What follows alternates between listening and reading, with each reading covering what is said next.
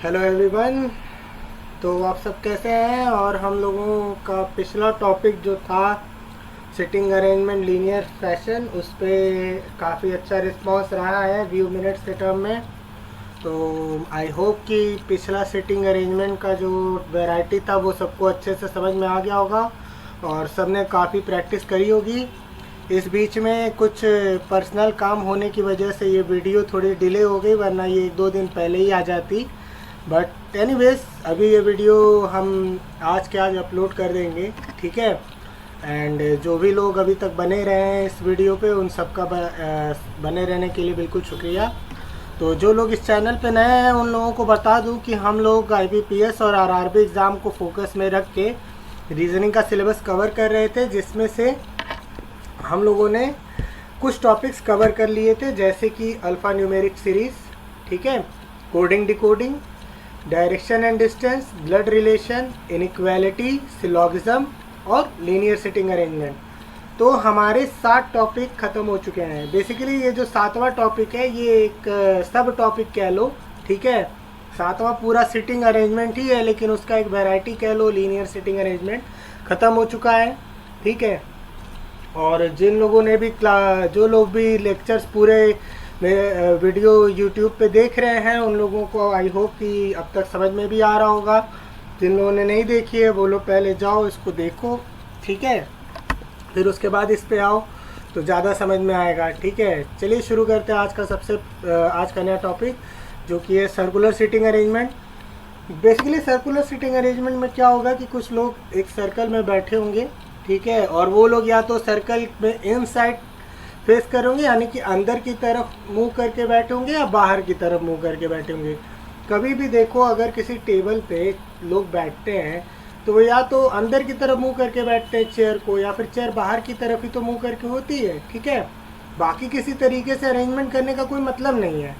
लेकिन अगर इस तरीके से क्वेश्चन जब बनता है पजल में सिटिंग अरेंजमेंट का, तो हमेशा इनवर्ड्स या आउटवर्ड्स करके ही बनता है, ठीक है। और नंबर ऑफ पीपल कितने भी हो सकते हैं, 4 हो सकते हैं, 6 हो सकते हैं, 8 हो सकते हैं, 10 हो सकते हैं, ठीक है। इसका कोई भी फिक्स नहीं है कि कितने नंबर ऑफ पीपल इसके बीच में बैठेंगे, ठीक है। ये तो हुई बात सर्कुलर की, ठीक है। अब सर्कुलर में कितने तरह की वैरायटी आ सकती हैं। बेसिकली सिंपल सर्कुलर अरेंजमेंट दिया जा सकता है कि कुछ लोग चेयर में बैठे हैं, कुछ लोग चेयर कुछ लोग चेयर पे बैठे हैं टेबल की तरफ मुंह करके, और वो लोग या तो इनवर्ट्स फेस कर रहे हैं, कुछ लोग आउटवर्ड्स फेस कर रहे हैं, या सारे ही सेम डायरेक्शन में फेस कर रहे हैं, ठीक है।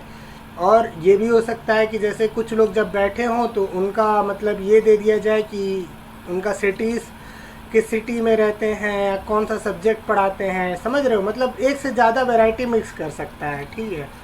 तो जब वैरायटी मिक्स करने लगेगा तो वो थोड़ी सी टफ लेवल की सिटिंग अरेंजमेंट हो जाती है, जो कि इतना आती नहीं है।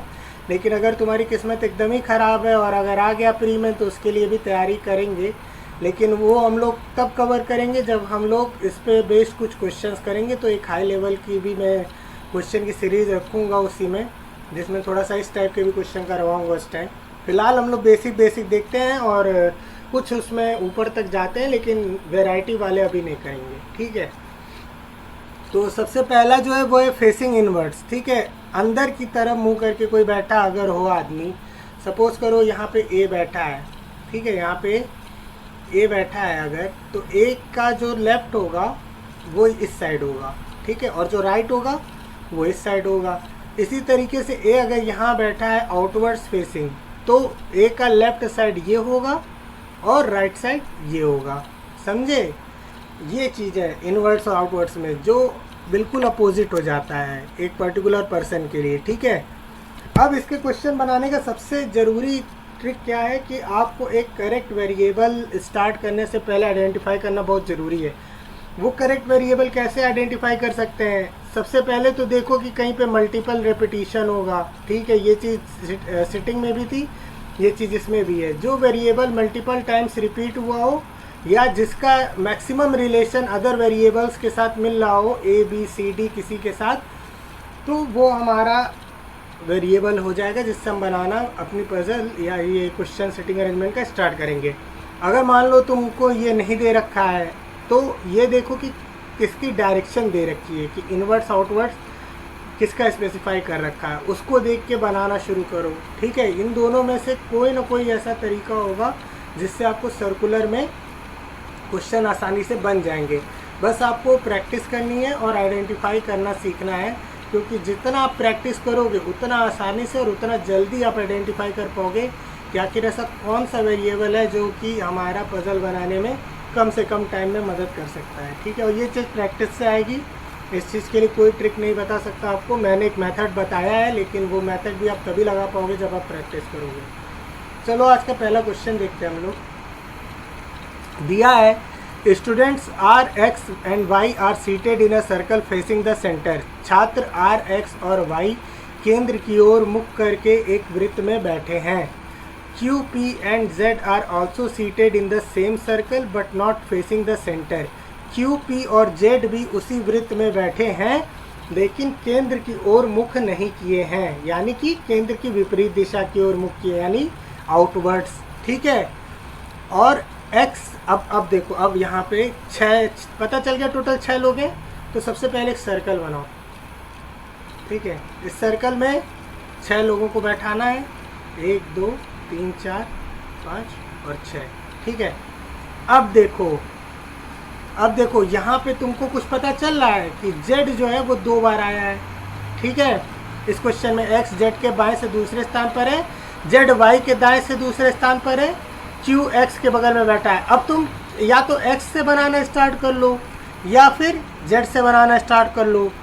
x से बनाना इसलिए आसान पड़ेगा क्योंकि x जो है वो दिया रखा है पोजीशन की, x जो है वो z के बाएं से दूसरे स्थान पर है। z क्या है? z आउटवर्ड फेसिंग है।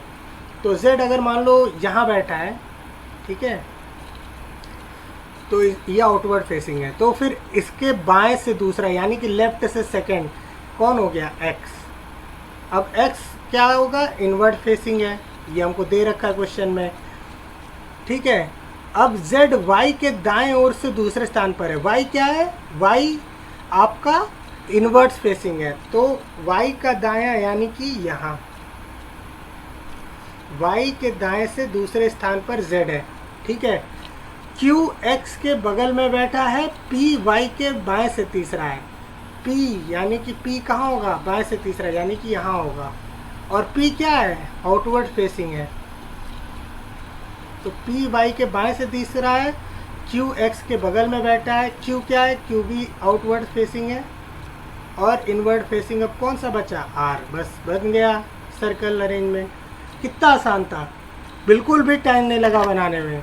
ठीक है, बस यही चीज़ है कि जैसे जैसे आप प्रैक्टिस करते जाओगे उतना उतना आपका जो क्वेश्चन करने का अप्रोच करने का तरीका है वो सेट होता जाएगा। अब यहाँ पे हमको पता था कि z को हम पकड़ के अगर चलें तो z का x से रिलेशन बनना है, x से हम y का रिलेशन बनाएंगे, फिर y से हम p पे गए और p बनाने के बाद तो जाहिर सी बात है q और r तो अपने आप सेट हो ही गया। ठीक है, इतना आसान क्वेश्चन और इतने कम टाइम में हमने बना लिया। ठीक है, 2 मिनट भी नहीं लगे बनाने में। तो बस यही चीज़ है, जितना प्रैक्टिस करोगे उतने आसानी से ये सब क्वेश्चन बन जाया करेंगे। देख लो इसका सॉल्यूशन।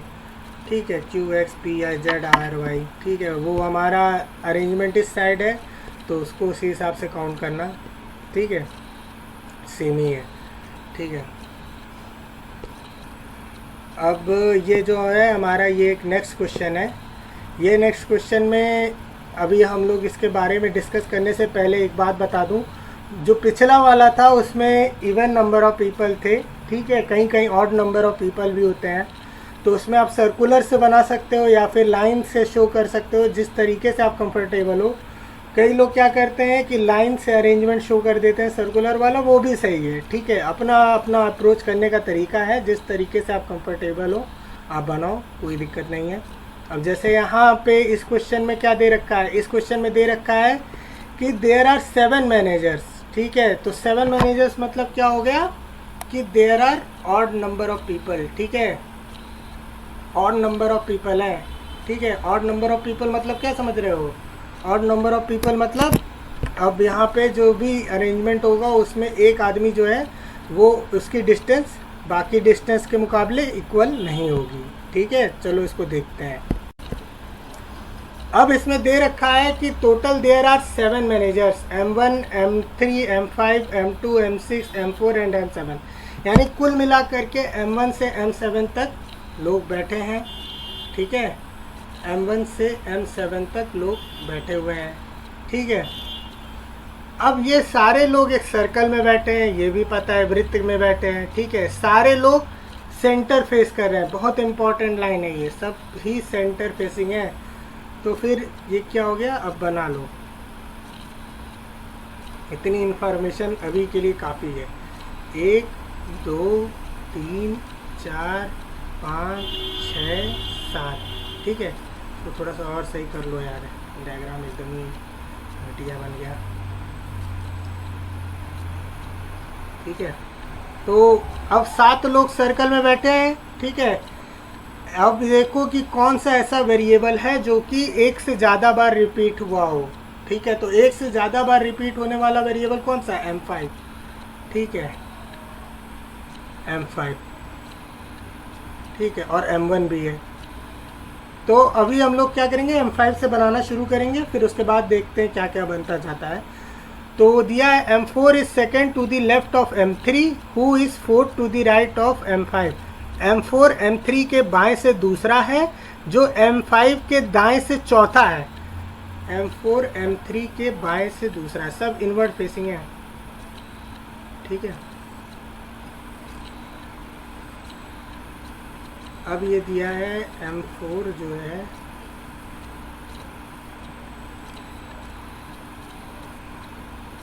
वो M3 के बाएं से दूसरा है, और M3 जो है वो M5 के दाएं से चौथा है। M5 यानी कि यहाँ। ठीक है, M5 के दाएं से चौथा है। ठीक है, M1 M5 के बाएं से दूसरा है। M1 M5 के बाएं से दूसरा है। M1 M6 और M5 का तुरंत पड़ोसी नहीं है। तो इसका मतलब क्या हुआ कि M6 इधर आ जाएगा। ठीक है, या इधर आ जाएगा। M1 M6 और M5 का तुरंत पड़ोसी नहीं है, M5 का भी तो नहीं होगा। ठीक है, M1 M6 और M6 इधर नहीं होगा, M5 इधर नहीं होगा। ठीक है, तो M1 तो इधर है ही। ठीक है, तो M6 जो होगा वो या तो इधर हो जाएगा, नहीं सही तो बनना था ये, M6 या तो इधर हो जाएगा या फिर इधर हो जाएगा। ठीक है, अभी क्या है और पढ़ो इसको। तो अभी कौन कौन से बचे, M6 M2 और M7। ठीक है, ये सब बच रहे हैं। एक बार और पढ़ते हैं। M4 M3 के बाएं से दूसरा है। ठीक है, जो कि M5 के दाएं से चौथा है। M5 के दाएं से चौथा है, 1 2 3 4। ठीक है, और M1 M5 के बाएं से दूसरा है। M5 के बाएं से दूसरा है, to the left of M5। M1 is not an immediate neighbour of M6 and M2। देखो यहाँ पे हिंदी वाले वर्जन में कुछ मिस्टेक हुई है। ठीक है, वहीं मैं कह रहा था कि रिलेशन ऐसा कुछ बन क्यों नहीं रहा है। यहाँ पे ये M2 है। ठीक है, M2 है ये। ठीक है, M1 जो है वो M6 और M2। ठीक है, तो M2 यहाँ पे हो जाएगा, तो M2 इधर भी नहीं होगा, तो M6 M2 या तो इधर होंगे या फिर इधर होंगे। ठीक है, और M7 जो है वो यहाँ हो जाएगा। अब हमारी पजल बन गई, बस इतना ही बनाना था। ठीक है, वो हिंदी वर्जन में मिस्टेक था कुछ, तो इसीलिए उस क्वेश्चन को बनाने में थोड़ा सा टाइम लग गया हम लोगों को। अदरवाइज़ ये क्वेश्चन सेकेंडों का था। इसको चलो साफ साफ बना देता हूँ अभी। ठीक है, थोड़ा समझ में आएगा।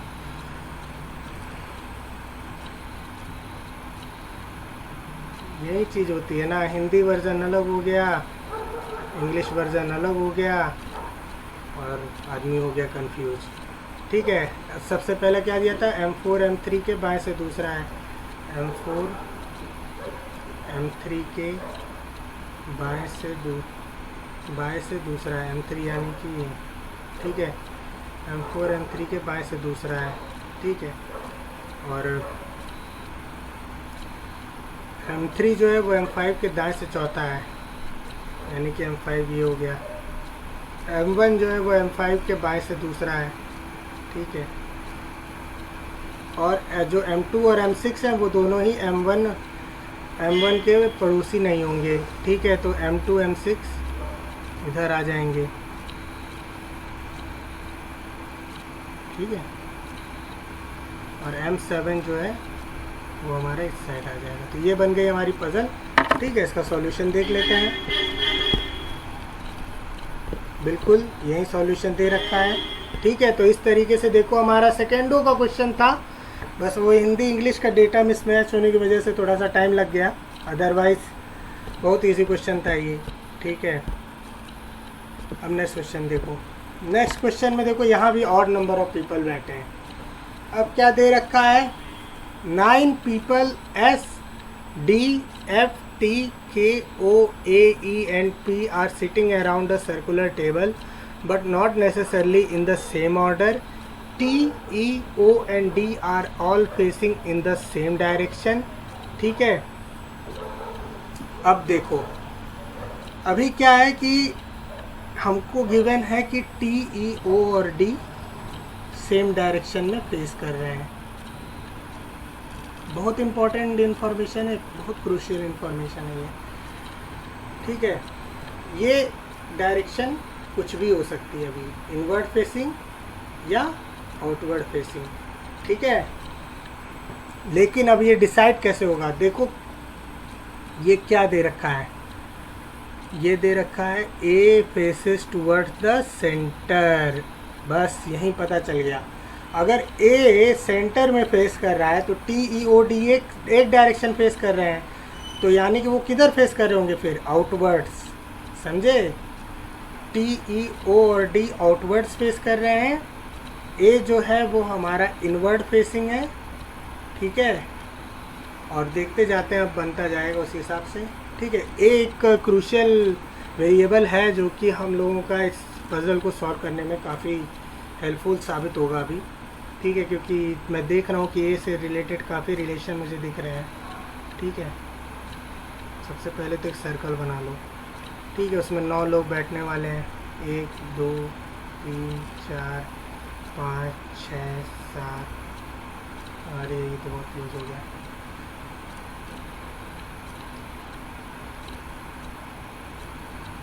1 2 3 4 5 6 7 8 और 9, ठीक है। 9 लोग बैठे। अब क्या दे रहा है कि A is 5th to the left of T and 4th to the right of T। 5th to the left of T, T जो क्या है आउटवर्ड फेसिंग है, और 4th to the right of T, तो 1 2 3 4 5, 5th to the left of T and 4th to the right of T. देखो बन गया कि नहीं बन गया। अब क्या कह रहा है, ए का तो एक ये रिलेशन बन गया, A faces towards the centre, A centre की तरफ फेस कर रहा है, ठीक है। D is exactly between A and S, D जो है वो ए और एस के बीच में, अभी एस का पता नहीं है, ठीक है। अभी देखो और क्या हो सकता है, टी का रिलेशन देखो, टी का वेरिएबल को कुछ बनना है। अब देखो अब क्या है, अब टी और के का रिलेशन ढूंढो, तो क्या बनना है कि T is 3rd to the left of K. ये रिलेशन है कि नहीं है, बिल्कुल है, ठीक है। लेकिन के की डायरेक्शन क्या अभी हमको पता है, नहीं। ए की डायरेक्शन हमें पता है कि ए इनवर्ड फेसिंग था, पर क्या के की डायरेक्शन पता थी हमको, नहीं ना। तो T was 3rd to the left of K, ठीक है। तो टी जो है वो के लेफ्ट में है और किस पे, 3rd। तो अगर इनवर्ड फेसिंग होगा तो फिर इस साइड से के हो जाएगा, अगर आउटवर्ड फेसिंग होगा तो फिर के कहाँ होगा, के यहाँ होगा, ठीक है। और क्या कह रहा है कि O is 2nd to the right of A, O की पोजीशन फिक्स है, ओ जो है वो 2nd to the right of A है, ठीक है। फिर क्या दिया है, O is 3rd to the left of D, ये देखो यहाँ दे रखा है। तो डी अगर आउटवर्ड फेसिंग तो दिया ही है हमको, तो 3rd to the left of D क्या है, ओ है। अच्छा अब क्या दिया है कि O there are 4 people between S and O from one side. अच्छा अब मेरे को एक चीज़ बताओ कि अगर इस साइड से चलें तो 1 2 3 और 4, ठीक है। एस यहाँ आएगा, और अगर इस साइड से चले 1 2 3 और 4, तो एस यहाँ आने लगेगा। अब हमको ये चीज़ बताओ कि अगर डी जो है वो exactly between A and S है, ठीक है, exactly between A and S, तो एस कहाँ होना चाहिए, यही होना चाहिए ना। तो इसीलिए यहाँ पे एस नहीं होगा, ठीक है, एस यहाँ पे नहीं होगा, और के भी यहाँ नहीं होगा। जब एस यहाँ आ गया तो के यहाँ नहीं होगा, ठीक है। तो इसका मतलब क्या होगा, के जो है हमारा आउटवर्ड फेसिंग हो गया, ठीक है, और डी और एस, ठीक है। अब ये रिलेशन हमारा बन गया।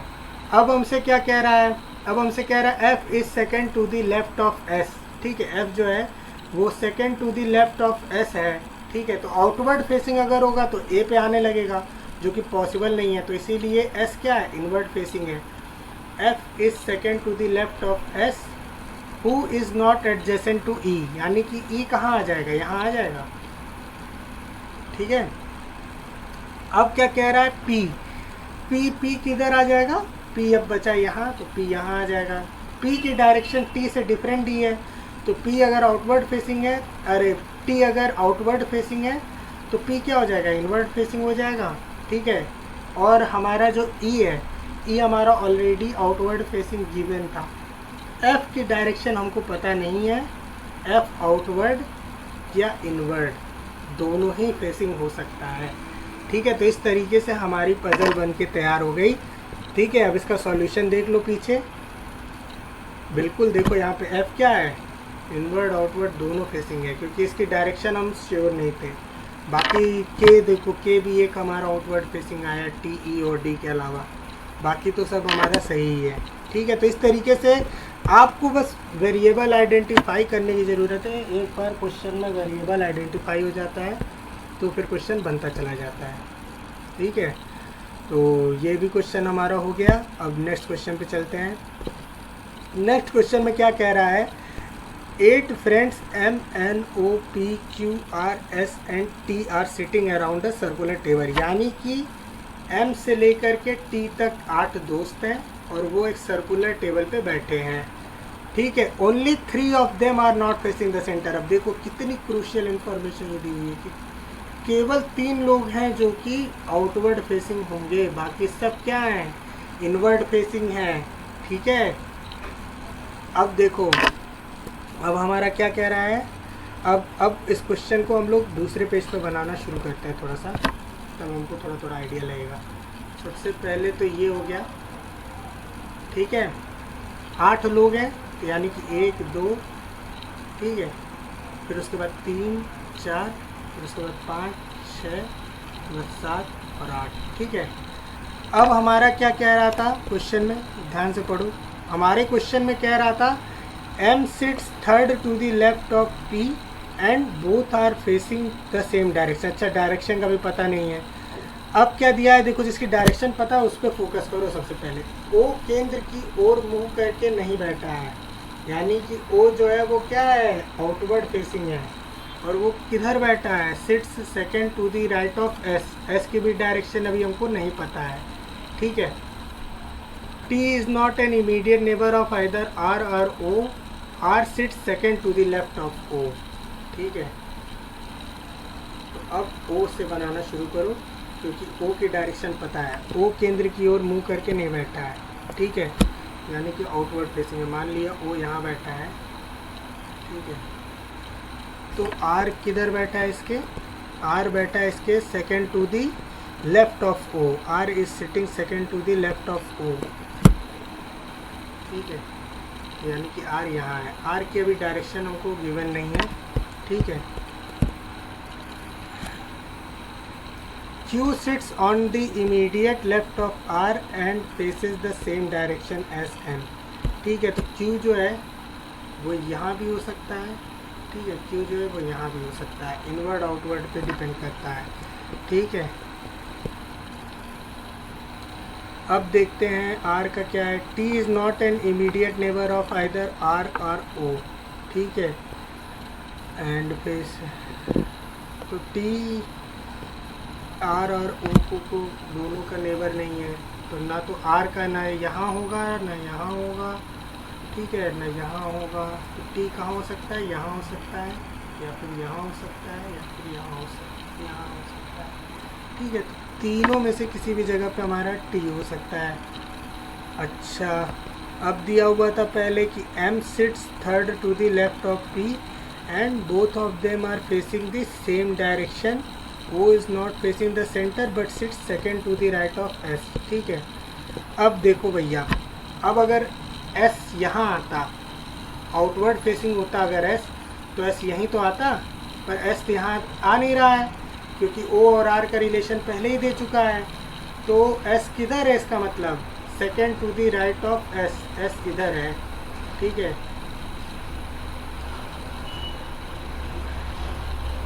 और s क्या है? इनवर्ड फेसिंग है, क्योंकि आउटवर्ड फेसिंग होता तो r की जगह पे जाता, लेकिन ये है क्या? Inward facing. ठीक है, s, ठीक है, ये पता चल गया। o is not facing the centre but sit second to the right of s, s का भी रिलेशन मिल गया। ठीक है, तो अब t के लिए हमारे पास 2 स्पेस बचा है, q भी अभी हमारा तय नहीं है। ठीक है, t के जो इमीडिएट नेबर है वो सेम डायरेक्शन को फेस करते हैं। ठीक है, अब यहाँ से कुछ पता चलेगा, अगर t का इमीडिएट नेबर देखा जाए हमारा, तो t का इमीडिएट नेबर क्या होगा? सेम डायरेक्शन फेस कर रहा होगा। तो यानी कि अगर t यहाँ है और s यहाँ है, तो t के इधर वाला नेबर भी सेम डायरेक्शन पे होगा, इनवर्ट फेसिंग। अगर t यहाँ है तो q और ये सेम डायरेक्शन फेस कर रहे होंगे। ठीक है, तो अभी इसको हम लोग देखते हैं। अगला क्या दे रखा है? m sits third to the left of p and both are facing the same direction. ठीक है, p के लेफ्ट में, ठीक है, p के लेफ्ट में सपोज करो p अगर यहाँ आ जाए, ठीक है, p अगर यहाँ आ जाए और आउटवर्ड फेसिंग हो जाए, तो third to the left of p, 1 2 3, s यहाँ आ जाएगा, यहाँ नहीं जा सकता। लेकिन अगर p यहाँ आ जाए और आउटवर्ड फेसिंग हो जाए, तो p यानी कि 1 2 3, ठीक है, यहाँ हो सकता है बिल्कुल। ठीक है, यहाँ बिल्कुल हो सकता है। ठीक है, तो p क्या हो जाएगा हमारा? Third to the left of p, third to the q is sitting third to the left of p, m is sitting third to the left of p, तो m यहाँ हो जाएगा। और दोनों सेम डायरेक्शन फेस कर रहे हैं, यानी कि आउटवर्ड्स। ठीक है, तो ये 3 तो हमारे मिल जाएंगे, तब ये 3 आउटवर्ड फेसिंग हो गए। ठीक है, अब हमारा क्या कह रहा है कि अभी तो ये एक रिलेशन, एक पॉसिबिलिटी बनी ना। दूसरा क्या पॉसिबिलिटी हो सकता था? दूसरे पॉसिबिलिटी में अगर p यहाँ आ जाए, तो फिर अगर इनवर्ड फेसिंग हो जाएगा p, ठीक है, तो फिर third to the left of p, यानी कि m यहाँ आ जाएगा, जो कि पॉसिबल नहीं है। फिर m यहाँ आ जाएगा, अगर आउटवर्ड फेसिंग हो, वो भी पॉसिबल नहीं है, तो p तो यहाँ आ ही नहीं सकता है। ठीक है, इस जगह पे p आने का सवाल ही नहीं है। और इस जगह पे क्या p आ सकता है? p अगर यहाँ आ जाए, सपोज करो, तो p से थर्ड, अगर इनवर्ड फेसिंग है तो इनवर्ड, आउटवर्ड फेसिंग अगर होगा तो फिर यहाँ जाएगा m, जो कि पॉसिबल नहीं है। आउटवर्ड होगा तो फिर यहाँ जाएगा m, वो भी पॉसिबल नहीं है। तो इस जगह पे पॉसिबल नहीं है हमारा। तो क्या बनना है? सिर्फ एक ही रिलेशन हमारा पॉसिबल बन पा रहा है, इसीलिए t यहाँ नहीं होगा, m होगा, और ये दोनों क्या होंगे? आउटवर्ड फेसिंग होंगे। तो OP और m हमारे आउटवर्ड, OP और m हमारे आउटवर्ड फेसिंग है। ठीक है, और Q R S T, ठीक है। लेकिन एक चीज़ देखो, एक चीज़ देखने लायक ये है कि एक रिलेशन हमारा और दिया था कि जो भी इमीडिएट नेबर हैं टी के, ठीक है, वो सेम डायरेक्शन फेस करते हैं। पर क्या ऐसा बनना है? नहीं, इसीलिए ये रिलेशन पॉसिबल नहीं है। ये रिलेशन कुछ तो गड़बड़ हुआ है हमसे, इसको हमको चेक करना पड़ेगा। ठीक है, बस ये गलती मैंने केवल इसीलिए की ताकि मैं दिखा सकूं कि क्या गलती करते हैं बच्चे एग्ज़ाम में। ठीक है, तो अभी हमारा क्यू आर किसी का पोजीशन सेट नहीं है, ठीक है, और ना ही उनकी डायरेक्शन सेट है। ये वाली गलती मैंने सिर्फ आपको समझाने के लिए की है। ठीक है, इसको सही नहीं मान लेना। ठीक है, अभी टी यहाँ हो सकता है, बिल्कुल हो सकता है। ठीक है, अब देखो, अब हमारे क्वेश्चन में दोबारा से पढ़ो क्वेश्चन में क्या कह रहा है, सही से उसको साफ साफ लिख देते हैं, फिर देखते हैं। केवल 3 लोग सेंटर को फेस नहीं कर रहे हैं, ठीक है, केवल 3 लोग सेंटर को फेस क्या कर रहे हैं, नहीं कर रहे हैं, ठीक है। M sits third to the left of P and both are facing the same direction, ठीक है। अब इस चीज़ को समझो कि अगर P is sitting, M is sitting third to the left of P अगर है और P हमारा आउटवर्ड फेसिंग है, ठीक है, तो M अगर यहाँ आ जाए, ठीक है, अगर P यहाँ आ जाए, P यहाँ आ जाए तो M कहाँ आ जाएगा, यहाँ आ जाएगा, ठीक है। और बाकी हम लोगों ने केस तो सारे चेक कर ही रखे थे, ठीक है। तो अब क्या हो गया कि P और M ये दोनों क्या हो गए, इनवर्ड फेसिंग हो गए,